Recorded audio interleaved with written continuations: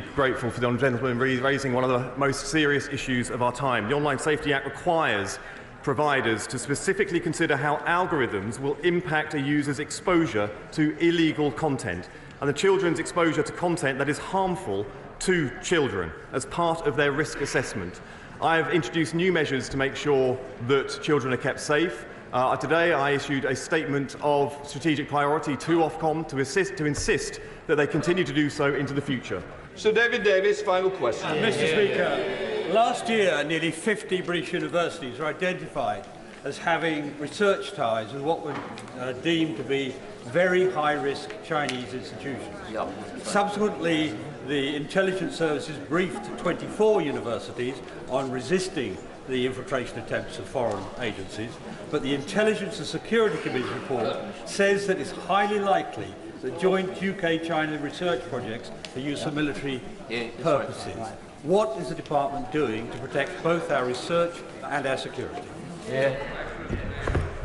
I'm grateful for the question. This government is working closely both with individual universities, the university sector and our intelligence community to make sure that our research is world-class but is also safe and secure. Right, we now come to questions to the Deputy Prime Minister, Belrabira Ade. Question number 1, please, Mr. Speaker.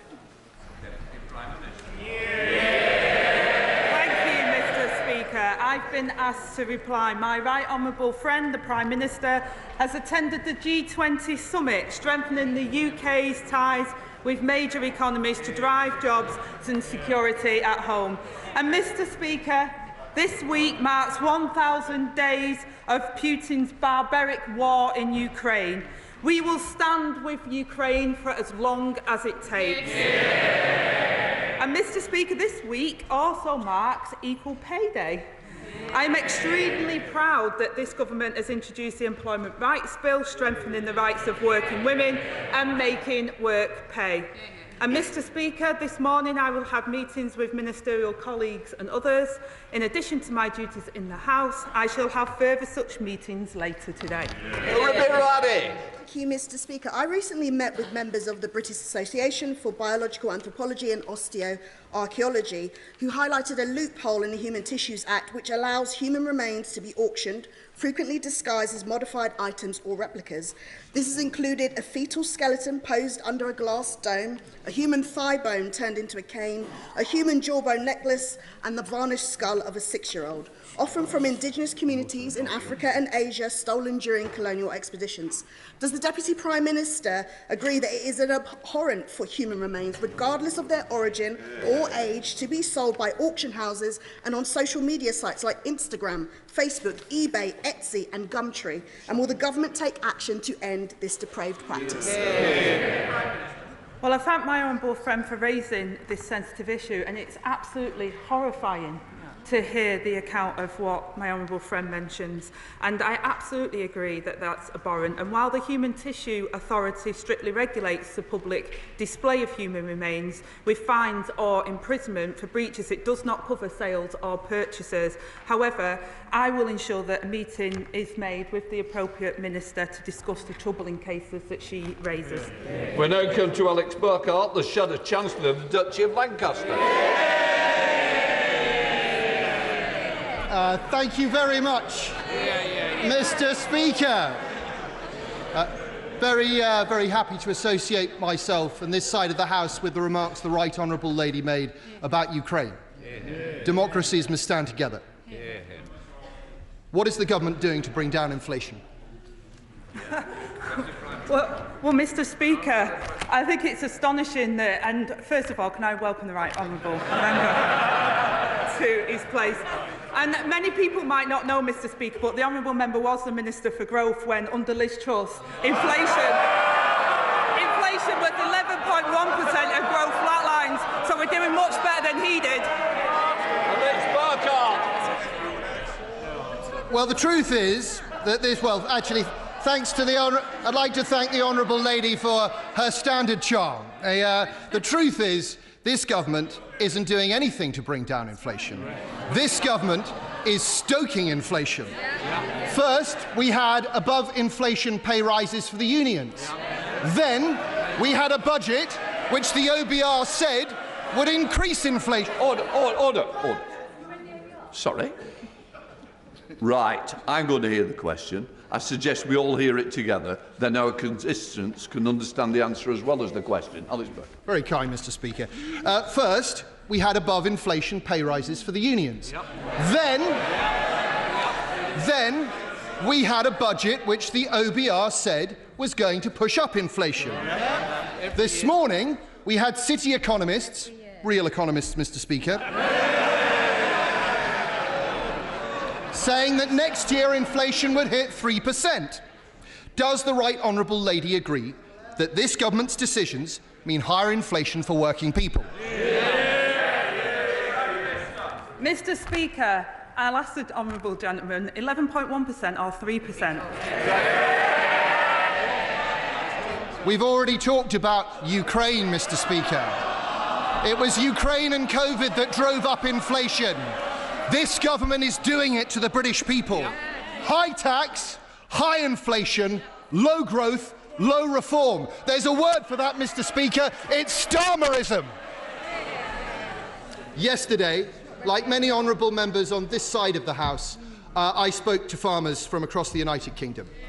Some of them families who farmed their land for centuries, elderly men in tears, children worried about their parents, all of them worried that their way of life is about to be destroyed.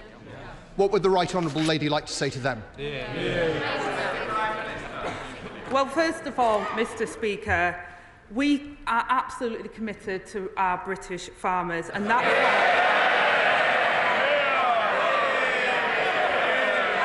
why we've committed £5 billion to the farming budget over the next 2 years.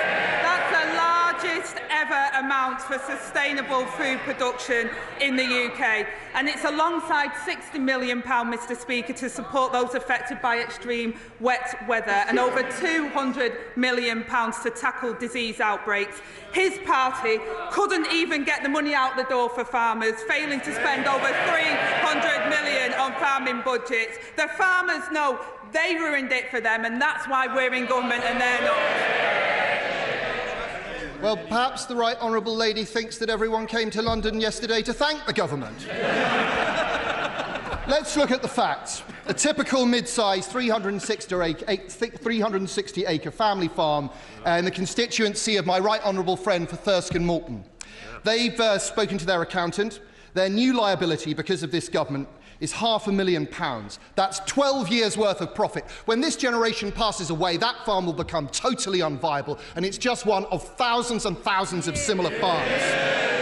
It's clear the government hasn't got its facts right. The Central Association for Agricultural Valuers, the real experts in this field, say so. The NFU says so. They're shortly to publish a report showing that 75% of all commercial farms will fall above the threshold. If the government isn't going to reverse this terrible policy, will the Right Honourable Lady at least commit that there will be no further increases to inheritance tax and no further reductions to agricultural property relief or business property relief in this Parliament? Well, Mr. Speaker, he talks about the facts, and I absolutely stand by the figures the government has set out. And the vast majority of estate owners will be totally unaffected. He wants to talk about the figures, Mr. Speaker. I will be crystal clear. The vast majority of estate owners will see no change and pay no tax on land passed on valued at £1 million. Couples can pass on £3 million, Mr. Speaker, tax-free, and those above the thresholds will pay only half the normal rate and can pay over 10 years interest-free. This is just another part of the budget that's unravelling, Mr. Speaker. Everyone here and all the farmers at home will have heard there was no guarantee there. We know what that means. They're coming back for more. And even if the Honourable Lady had made a promise today, it wouldn't have been worth a fig. We know that the Environment Secretary, before the election, promised the farmers this wouldn't happen. Labour promises get broken. Let's put all of this into context. The Treasury says the family farms tax will raise, on average, £441 million a year. The Treasury also says that the public sector pay rises the government announced in July will cost £9.4 billion a year. That's over 21 times as much. Why does the government think that above-inflation pay rises for the trade unions are worth so... Order! Order! Order! Now then, I don't need any more from the second bench. Can I just say, please, less of it. We've had a bit of a run-in recently and I don't need to have any more. Right. Deputy Prime Minister. Thank you, Mr. Speaker. I think it's an audacity for the honourable gentleman to stand there and suggest in some way that Labour broke promises or raised taxes. When I'll school the honourable gentleman, it was his government that raised taxes to the highest level for a generation. It was his government. It was his government. Sorry? We'll have less as well, unless you want to go and have a cup of tea. Have we heard any more? Is that it now? Yes or no? Absolutely, you're the one that was mouthing. Well, I'm sorry, you must be able to do it like a ventriloquist dummy. Prime Minister. It was his government that crashed the economy, that saw inflation rise to 1.1% and grow flatline. It was his government that spent the reserves 3 times over. I'll take no lessons from the honourable gentleman. Alex Burkhardt. I understand why the right honourable lady doesn't want to answer questions about the terrible choices the government have made. It's because the truth is ugly. The truth is that this is a punishment meted out to people who don't vote Labour. It's the same punishment meted out to parents who send their children to private schools. It's the same punishment meted out to the owners of small businesses terrified about national insurance contributions. And it's the same punishment meted out to pensioners who can't afford to pay their fuel this winter. Isn't it the truth, Mr. Speaker, that if you don't vote Labour, they don't care about you?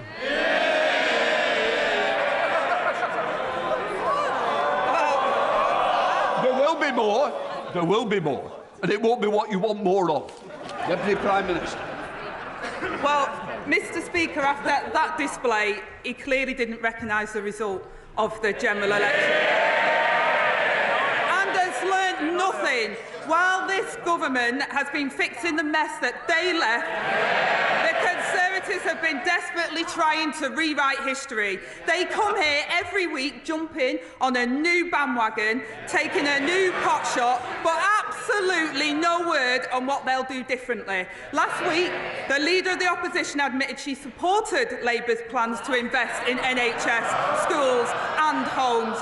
But what they want is all the benefits of the budget, Mr. Speaker, but have no idea how they'll pay for it. Mr. Speaker, the faces may change, but it's the same old Tory party. Straight back to putting everything on their credit card, spending their reserves 3 times over. We took the difficult decisions to fix the £22 billion black hole that they left behind, and while they're reinventing the past, we're investing in the future. Andy MacDonald. MacDonald. Thank you, Mr. Speaker. In a new report, Human Rights Watch have set out irrefutably how Israeli authorities are committing the war crimes of forcible transfer in Gaza, which amounts to crimes against humanity.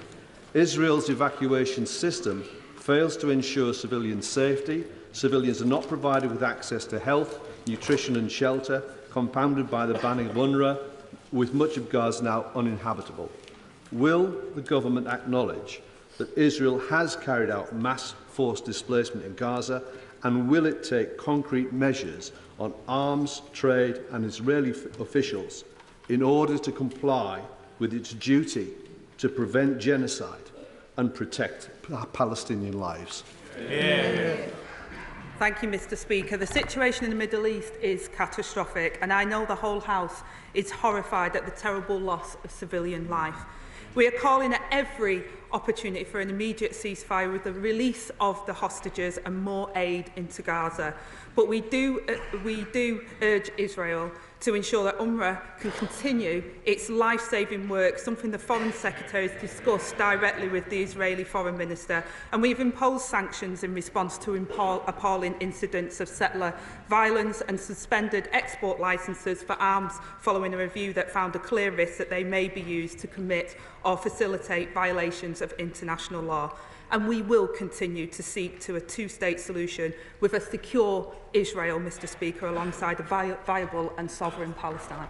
Come to Daisy Cooper, the Deputy Leader of the Liberal Democrats. Thank you. Thank you, Mr Speaker. May I associate myself and the Liberal Democrats with the Deputy Prime Minister's remarks on Ukraine. Ahead of the budget, I warned the Deputy Prime Minister that increasing national insurance contributions on social care providers would make the crisis in social care worse. Now, OBR figures suggest that the increase in NICs will cost more to social care providers than the money that the government has announced for that sector in the budget, meaning that that measure alone could withdraw £200 million out of the sector. Will the Deputy Prime Minister speak with the Chancellor to make sure that, at the very least, health and care providers are protected from taking the hit? Well, I thank the honourable member for that question, and the Chancellor is sat near me, and I know that through those discussions that we had, that we wanted to ensure that we protected social care. That's why we confirmed £600 million of new grant funding for social care next year, Mr Speaker, an uplift to local government spending and an £86 million increase to the Disabled Facilities Grant. Our Employment Rights Bill will help deliver the first ever fair pay agreement for social care sector as well, and we'll also make sure that the NHS is funded to help with the social care situation as well. Thank you, Mr Speaker. It's clear that the social care providers will be worse off, so I do urge the Deputy Prime Minister and the Chancellor to look again at that. Somebody else who was very worried about the budget is Cathy. Cathy is a farmer in my constituency of St Albans, and she told me yesterday that she thinks the government changes simply do not make sense. The changes mean that her family may have to pay a bill which will force them to sell land, which makes food production unviable. At the same time, the government has not closed the land buying tax loophole that can be exploited by equity firms and the super wealthy. Farmers told me yesterday that they feel like they were betrayed by the Conservatives, and they now feel they were betrayed by the Conservatives.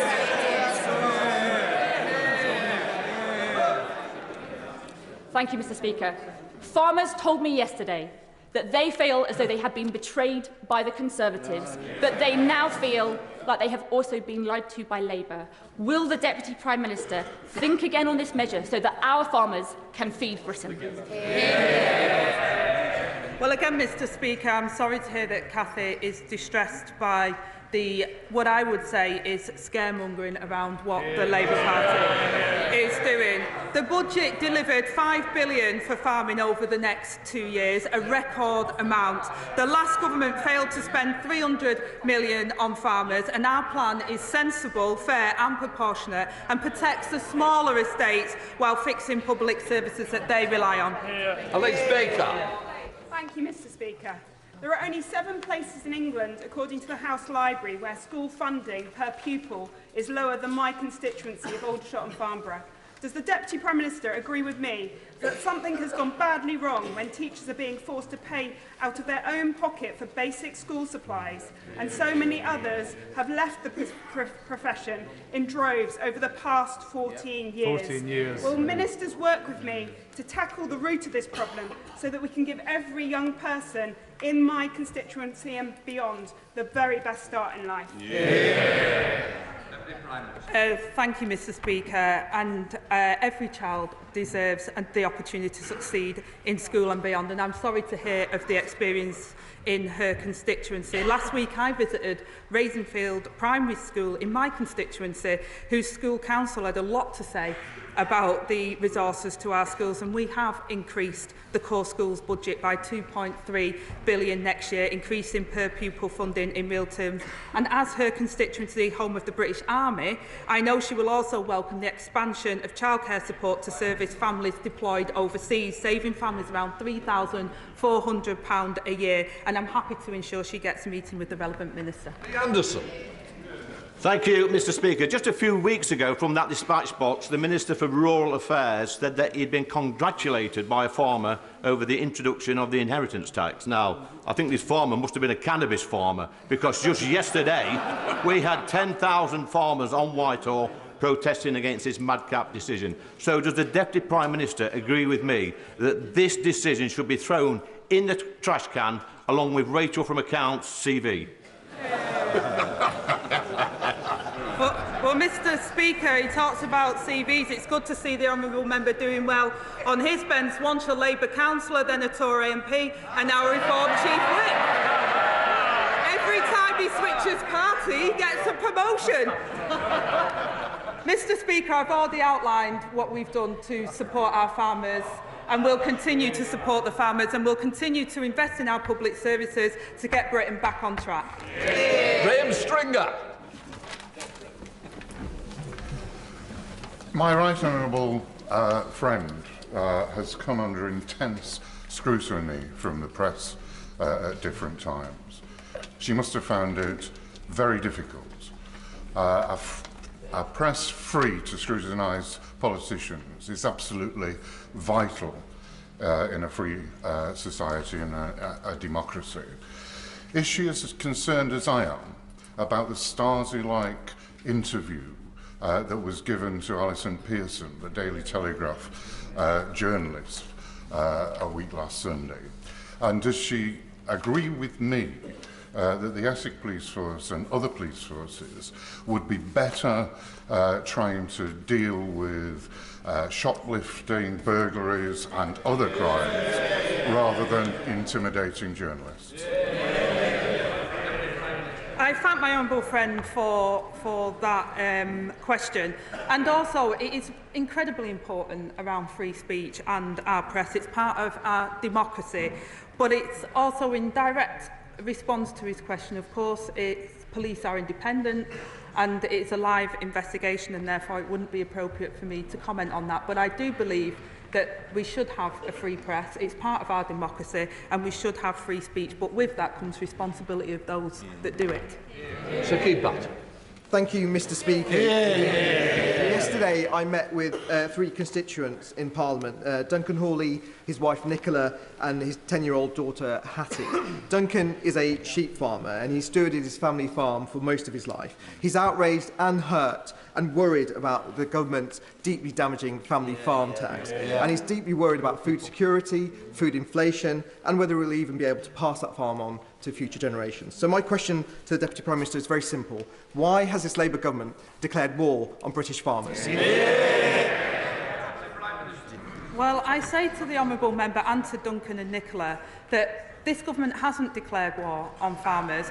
The vast majority of farms will not pay any inheritance tax, and we have protected them. We have been as generous as we can, and the farmers rely on our public services like everybody else. We inherited a £22 billion black hole from the Conservatives, who spent reserves 3 times over. We are investing in our schools, our hospitals, our public services and housing. And if the honourable gentleman wants to suggest what he would do differently, if he doesn't agree with that, like the Leader of the Opposition, then he should say so. Dr. Samuel. Mr Speaker, the previous government failed countless women through chronic underfunding of maternity services. At Stroud Maternity Hospital, postnatal beds have remained closed for over 2 years. Local midwife-led units like Stroud deliver fantastic quality of care for women whilst having really low intervention rates during birth. Can the Deputy Prime Minister outline what steps this government will take to improve maternity services? Well, I thank my honourable friend for that question. I'm sorry to hear about the situation in Shroud, and I thank him for raising this important issue for women in his constituency. The Darcy report clearly set out that under the previous government, the NHS was broken, with patients waiting too long for care. We're committed to ensuring that all women and babies receive safe, compassionate and personalised care through pregnancy, birth and, critically, following those months ahead. We will ensure maternity services deliver the best outcomes for patients as we invest to build an NHS fit for the future. Leasehold Roberts. Diolch yn fawr iawn, Lefarydd. Now, I know how much professional care work means to the Deputy Prime Minister. Carried care homes in Porthmadog tell me they won't be able to absorb the additional exorbitant costs imposed by her government's budget. They tell me they believe this poses a threat worse than COVID to their business. Wow. Will she personally intervene, therefore, so that her government at least makes care providers exempt from the rise in employers' national insurance contributions? Here. Well, she's absolutely right to say that I absolutely value the work of care providers and carers across the whole of the UK, and that's why we've put additional funding in through the budget as well. And we've also been making sure that care providers and those that work in the charities, including hospices, amongst the tax regime provides the most generous amongst in the world, Mr. Speaker. This includes tax release for charities and their donors worth over £6 billion for the tax year of April 2024. We put record funding into our NHS. We've increased funding into adult social care and children's social care, and will continue to support our public services that were left on the knees by the last government. Fred Thomas. Thank you, Mr. Speaker. 2 weeks ago today, the Chancellor announced a historic £22.6 billion investment into the NHS because it is our duty to rescue this country's health service after 14 years, sadly, of mismanagement, underinvestment and, unfortunately, also misleading announcements from the party opposite. In Plymouth, Derriford Hospital, where I represent, serves not just my constituency, but 19 constituencies across the South West. It is the only major trauma centre for adults in the South West. However, we have really suffered from those decisions from the Conservatives. Can the Deputy Prime Minister outline how that historic investment is going to make its way to Plymouth?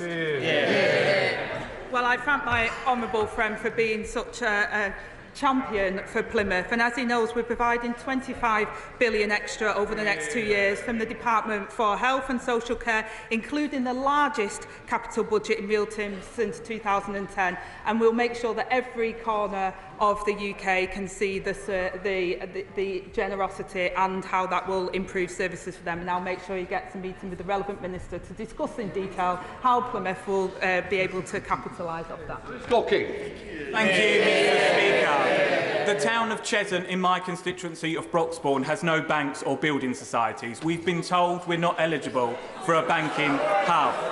We've been told we're not eligible for a banking hub. Does the Deputy Prime Minister agree with me that every town that wants a banking hub should be eligible for one so that my residents can have access to their hard-earned cash? Well, Mr. Speaker, we've committed to 350 banking hubs through this Parliament, and I'm sure the Minister will be happy to meet with him on that point. But I'm also hopeful that he also will be thankful of the Levelling Up Fund Round 2 money that we secured, with £14.3 million going to Waltham Cross Resistance Project, regenerating the town centre for his constituents. Jonathan Hinder. Thank you, Mr. Speaker. I know better than most that under the last Tory government, neighbourhood policing was stripped away, leaving the police invisible in towns like those I represent in Pendle and Clitheroe. As a former police inspector, I'm delighted that the new Labour government has committed to rebuild neighbourhood policing. Can the Deputy Prime Minister assure my constituents that Labour's neighbourhood policing guarantee will soon ensure that every town has a dedicated neighbourhood team? Well, Mr Speaker, I thank him for his expertise in this area and for the work that he did previous to coming to this place. Tory austerity has decimated neighbourhood policing, and will put thousands more neighbourhood police and PCSOs back on our streets to ensure every community has a named local officer, and will tackle illegal drugs, half-night crime, crack down on antisocial behaviour and go after the gangs who lure young people into violence. Dr Andrew Meredith. Thank you, Mr Speaker. The Scottish and Welsh governments have banned the construction of new waste incinerators because of health and pollution concerns. The last government paused them and committed to banning them. Why then is this government busy approving them? Well, Mr Speaker, planning, as the honourable gentleman knows, we always follow the strict rules in regard to that, making sure that safety and other factors are always taken into consideration, and will continue to do so. Yuan Yang. Thank you, Mr Speaker. Thousands of families in my constituency of Early and Woodley have moved into new build developments in Shimfield, in Loddon Park and beyond, but many have found their dreams of home ownership punctured by unfair and opaque property management charges. Can the Deputy Prime Minister reassure my constituents by setting out how the Leasehold Reform Bill will address these concerns, and would she like to meet with me and affected constituents? Well, I welcome my honourable friend to her place. Unjustified increases in service charges are completely unacceptable, Mr Speaker. The Leasehold and Freehold Reform Act will provide homeowners with greater rights, powers and protections over their homes, and that includes greater transparency over service charges. For too long, leaseholders have been ripped off. It's this government that will sort it out. Man of the House, Sir Edward Lee. Today is Red Wednesday, in which we remember all those persecuted for their belief worldwide. A recent report by Aid to the Church in Need shows that in the countries surveyed, persecution of minorities has increased by 60%. In the light of this, will the government commit to reappointing the Prime Minister's Special Envoy for Freedom of Religion and Belief, a post that has remained vacant since July, and do that as soon as possible, hopefully by Christmas, so that we in the United Kingdom can play our part in defending religious and belief minorities worldwide? Well, I thank the honourable gentleman for his question. We are committed to champion human rights, including the right to freedom of religion or belief. I join the right honourable member in marking Red Wednesday, an important moment to show support for all those persecuted around the world for their religion or belief. And today we will light up the FCDO buildings in the UK in red in support of that, Mr Speaker. Envoy roles are under consideration, will be decided upon in due course. Lee Burrow. Thank you, Mr Speaker. Harshita Brella was killed and found in the boot of her car as it was taken from her home in Corby on the 14th of November. This tragic murder left the community shocked and scared and is being investigated by the police. Harshita was protected by a domestic violence order that lasted 28 days. It was not renewed. Would the Deputy Prime Minister agree that all must be done to reassure the community and to bring the perpetrator to justice? And would she further agree that in some circumstances, domestic abuse orders should last longer than 28 days when the victims are most vulnerable? I thank my honourable friend for raising this case, Mr Speaker.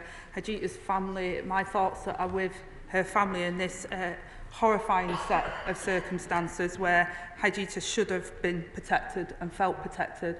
This government is committed to halving violence against women and girls, Mr Speaker, and we continue to do our work, hopefully across this House, to make sure that we can end circumstances where Hajita faced and we can stop this kind of barbaric action. Lincoln Jack. Thank you, Mr Speaker. The Spelthorne Litter Pickers are an outstanding organisation of 1,000 volunteers who do great work up and down my constituency, come rain or shine. And last week, they were awarded the King's Award for Voluntary Service. Would the Deputy Prime Minister, the Government, indeed the whole House, like to join me in congratulating the Spelthorne litter pickers and to thank them for all that they do.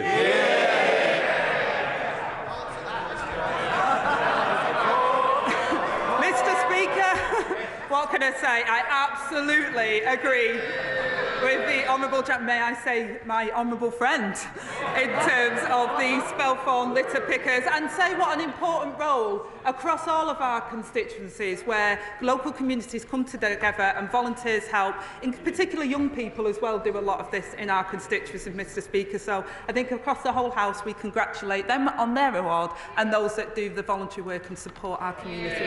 Barker. Thank you, Mr. Speaker. I draw the House's attention to my register of interest as a very proud trade union member. In 2019, the party opposite promised to deliver an employment bill that would protect and enhance workers' rights in the UK, and like so many of their promises, they never delivered.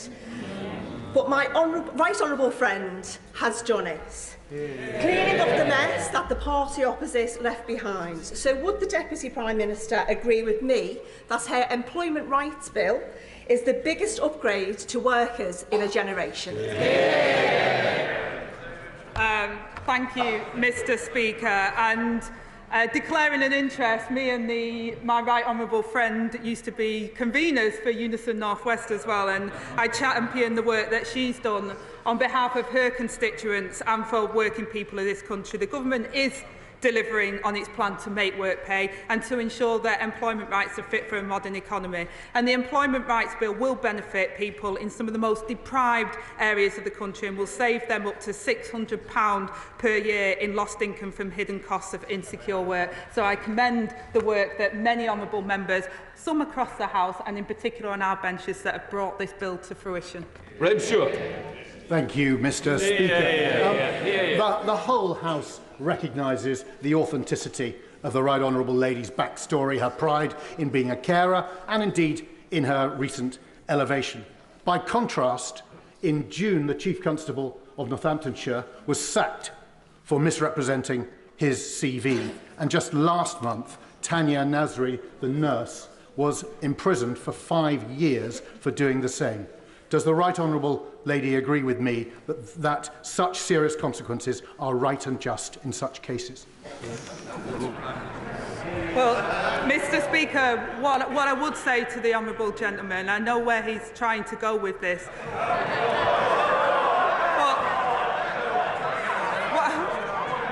While it's tempting, what I would say to the honourable gentleman is, sorry, the right honourable gentleman, I do apologise. What I would say to the right honourable gentleman is our Chancellor in the last 4 months has shown more competence than the last 4 Chancellors that he had. Thank you, Mr. Speaker. My home city of Edinburgh, despite being Scotland's capital, is the lowest funded per head local authority in Scotland, due to austerity inflicted on us by the SNP in Holyrood. That means great projects like the Ripple face closure. Now that my right honourable friend, the Secretary of State for Scotland, has secured the biggest block grant to Scotland in the history of the Scottish Parliament, will the Deputy Prime Minister work with me to ensure the Scottish Government uses that to end austerity for my constituents? I absolutely agree with my honourable friend. He's entirely right to raise the impact of SNP's irresponsible management of Scotland's finances and the austerity that they're inflicting on his constituents. Our budget rejected a return to austerity, and we delivered the largest funding settlement for Scotland in real terms since devolution. The result of the budget is clear, Mr. Speaker. The SNP have the powers, they have the money, they have no more excuses. Thank you very much, Mr. Speaker. I was contacted last week by a constituent whose husband has stage 4 bowel cancer. He had a routine scan in June but didn't receive the results until early November. And unfortunately, within that period, he received unsuitable chemotherapy and his cancer has progressed. Given that Shropshire has the worst record in the country for CT and MRI scan results, can I ask the Deputy Prime Minister the same question that my constituent has asked me? When is the government going to address this problem? Well, I'm sincerely sorry to hear about your constituent's husband and terrible diagnosis at stage 4 and the delays in that. We've set out before how difficult the inheritance was in terms of the cancer diagnosis waiting list. People are waiting far too long for treatment. It's why the Chancellor put record money and funding into our NHS so that we can catch cancer on time. And I know that the Health Secretary is determined to do this, and as a personal endeavour to him to make sure that people are not having to wait and don't end up in the circumstances that are so tragic for your constituent. Just for the record, I'd like to apologise to Mr Kruger. I got the wrong person. Mr Wilder's now owned up to it. What I would say is don't...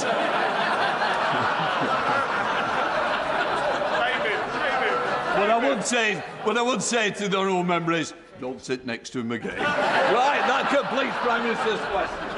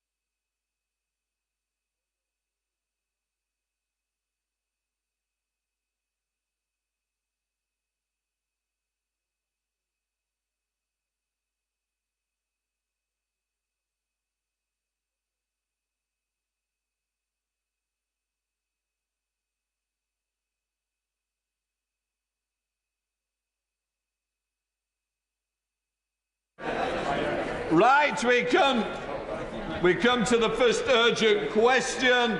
Lisa Smart. Thank you very much, Mr Speaker. I would like to ask the Secretary of State for the Home Department if she will make a statement on police reform. Thank you, Mr Speaker. And can I start by thanking the Honourable Lady for this urgent question on this very important subject.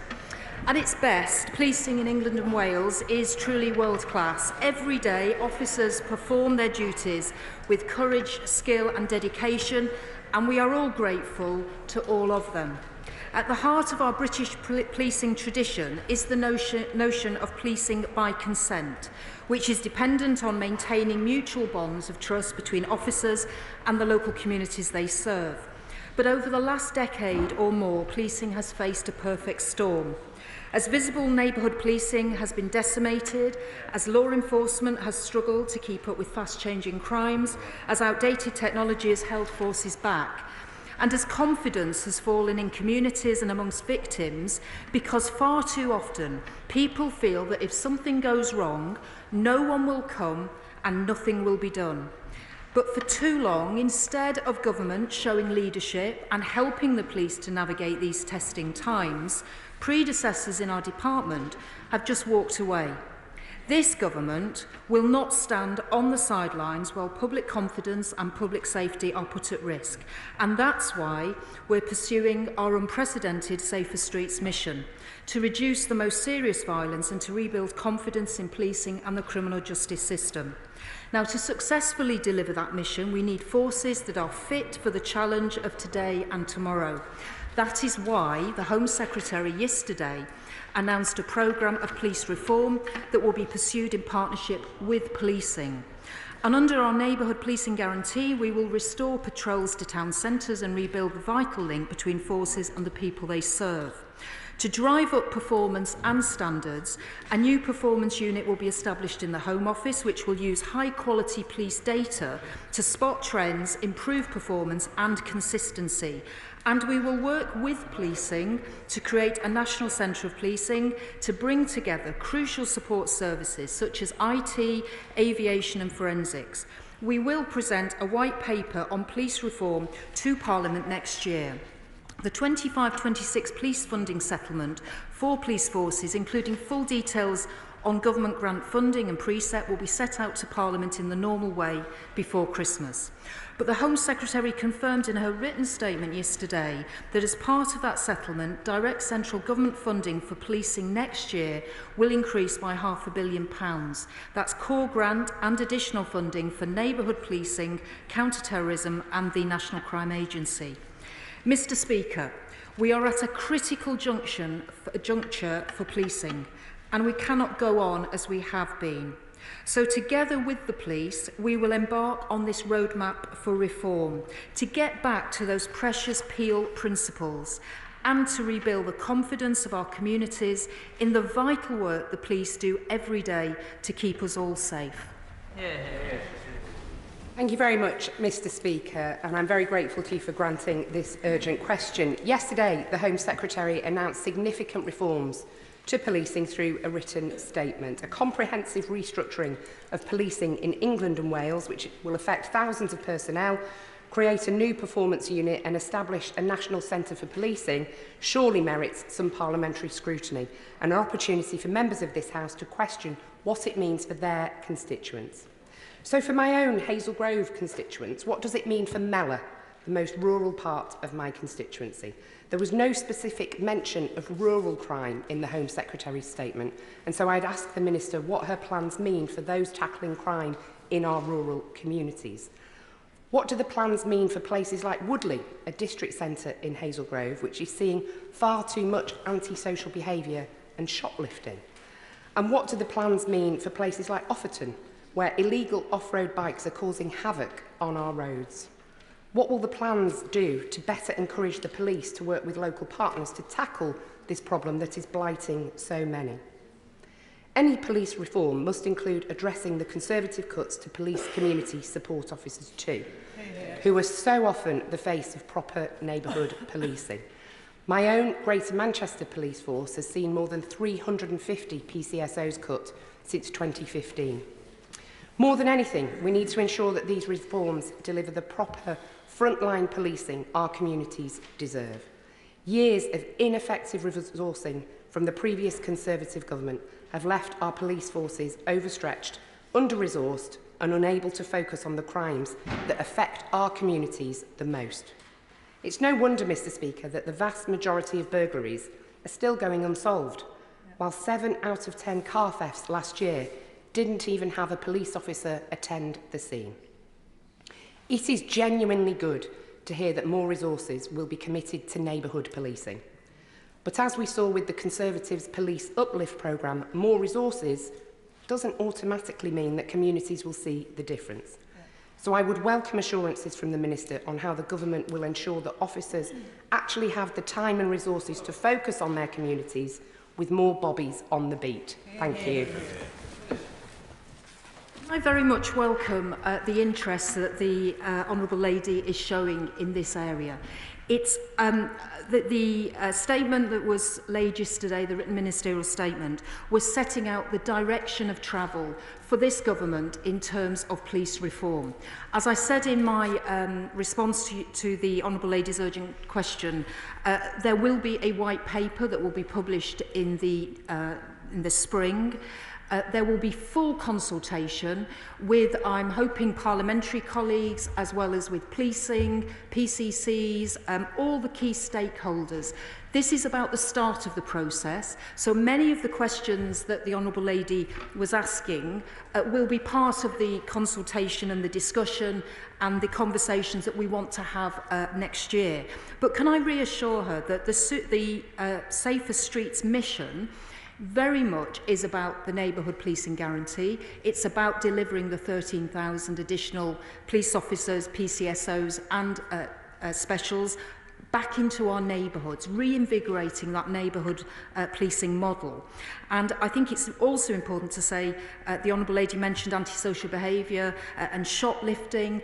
These, again, are issues that we will be dealing with and bringing forward legislation, particularly around shop theft, the standalone offence of assaulting a shop worker, the removal of the £200 threshold that the previous government had introduced, which meant there was almost a shoplifter's charter that they could actually steal up to £200 and there'd be no action. We're getting rid of that. We are taking action now, but the broader police reform, we will have that conversation next year. This was about setting out the direction of travel.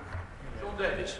Thank you, Mr. Speaker. On Friday, I spent some time on patrol with Telford Police, and Sergeant Alex Webb told me about her frustrations of not being able to get repeat offenders of antisocial behaviour off the streets of our town centres and high streets. Mr. Speaker, when will the government give the police the tools that they need to deal with these issues and get the yobs off our high streets and our town centres?